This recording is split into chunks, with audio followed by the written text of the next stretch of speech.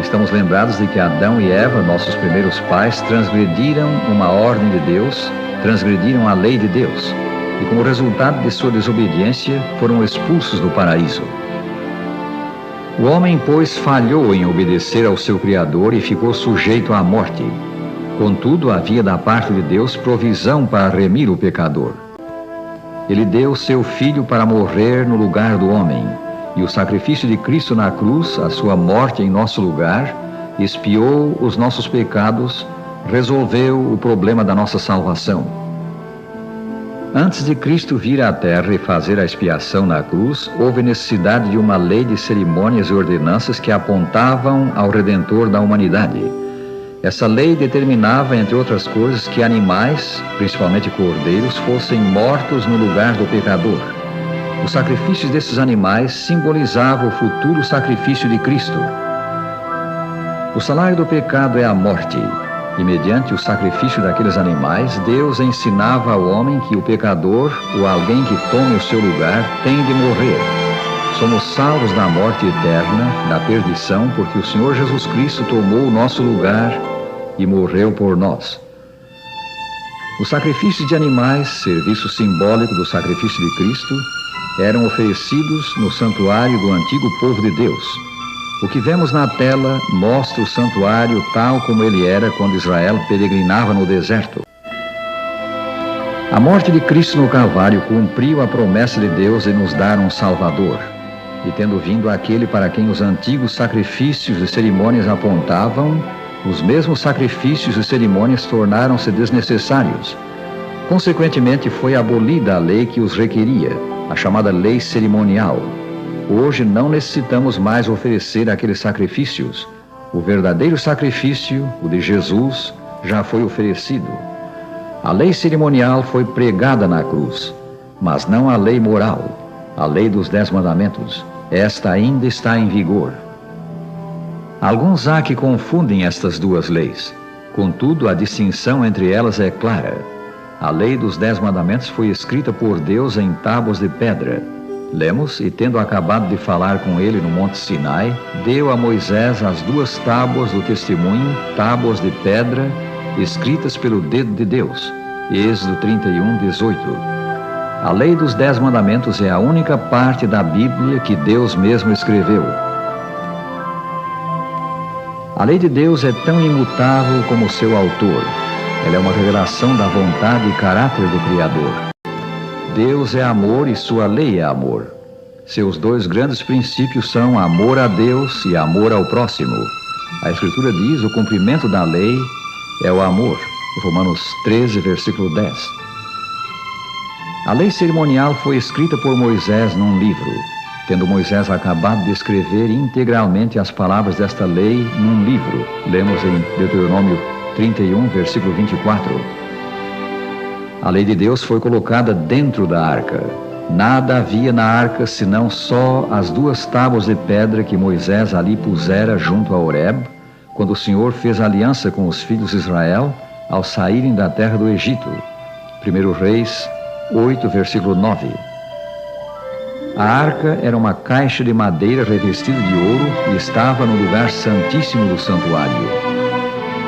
A lei cerimonial escrita num livro foi posta fora da arca.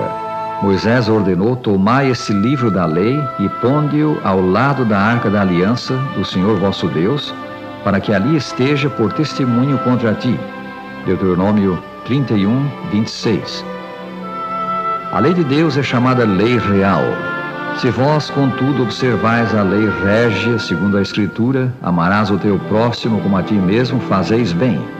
São Tiago, capítulo 2, versículo 8. A lei cerimonial é chamada lei de ordenanças. Aboliu na sua carne a lei dos mandamentos na forma de ordenanças, para que dos 2 criasse em si mesmo novo homem, fazendo a paz. Efésios 2, versículo 15.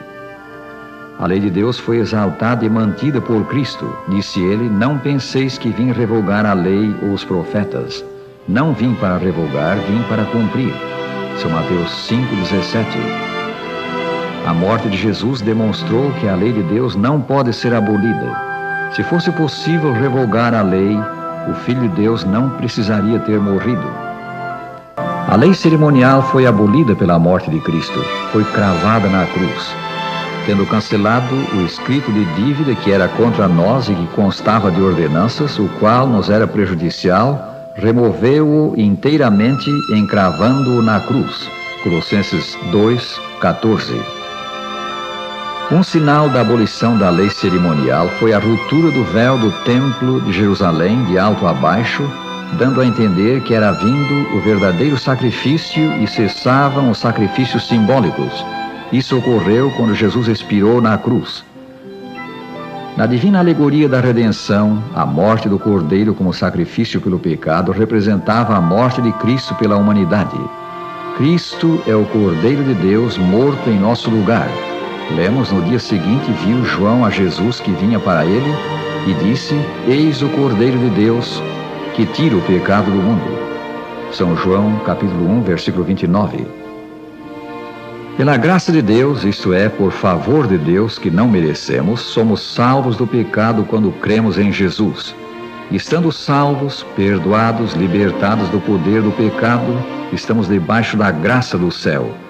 Mas isso não nos dá direito de pecar, de violar a lei de Deus. A Escritura diz: havemos de pecar, isto é, de violar a lei, porque não estamos debaixo da lei, e sim da graça, de modo nenhum. Romanos 6, versículo 15. Nem a fé que nos une a Cristo anula a lei. São Paulo diz: anulamos, pois, a lei pela fé? Não, de maneira nenhuma. Antes confirmamos a lei. Romanos 3:31.